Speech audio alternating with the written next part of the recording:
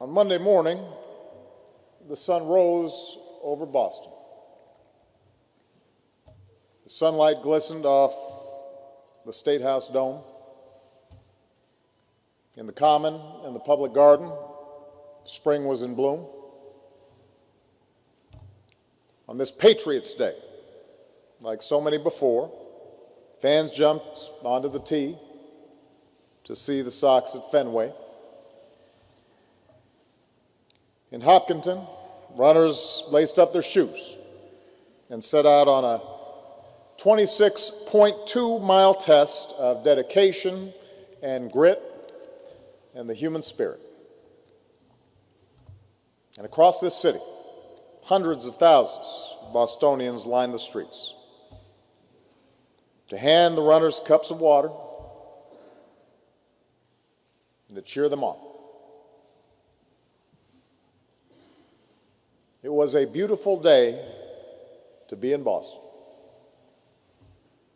A day that explains why a poet once wrote that this town is not just a capital, not just a place. Boston, he said, is the perfect state of grace.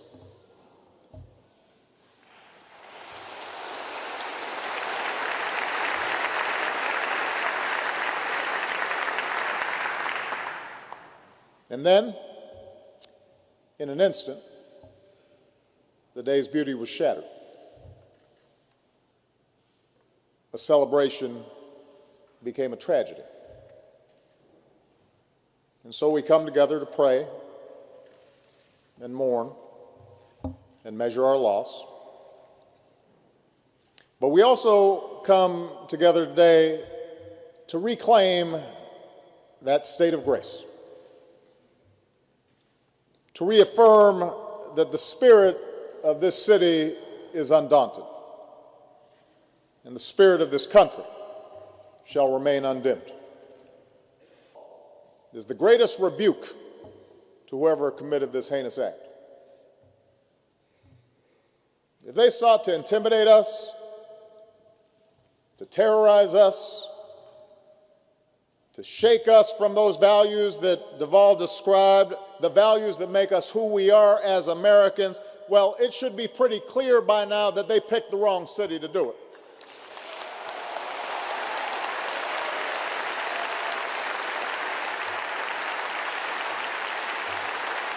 Not here in Boston.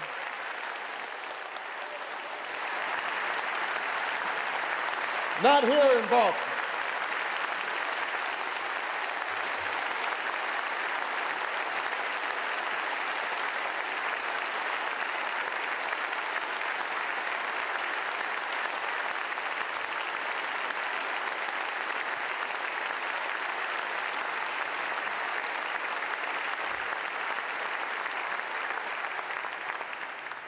You've shown us, Boston,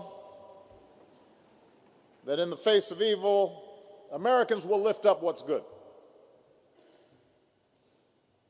In the face of cruelty, we will choose compassion. In the face of those who would visit death upon innocence, we will choose to save and to comfort and to heal. We'll choose friendship. We'll choose love.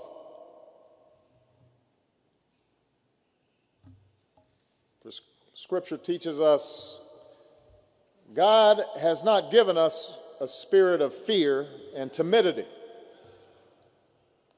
but of power, love, and self-discipline.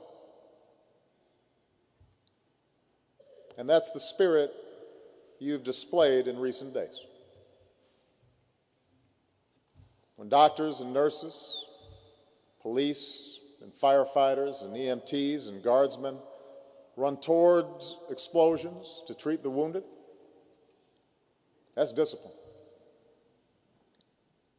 When exhausted runners, including our troops and veterans who never expected to see such carnage on the streets back home, become first responders themselves, tending to the injured, That's real power. When Bostonians carry victims in their arms, deliver water and blankets, line up to give blood, open their homes to total strangers, give them rides back to reunite with their families, that's love. That's the message we send to those who carry this out and anyone who would do harm to our people. Yes, we will find you. And yes, you will face justice.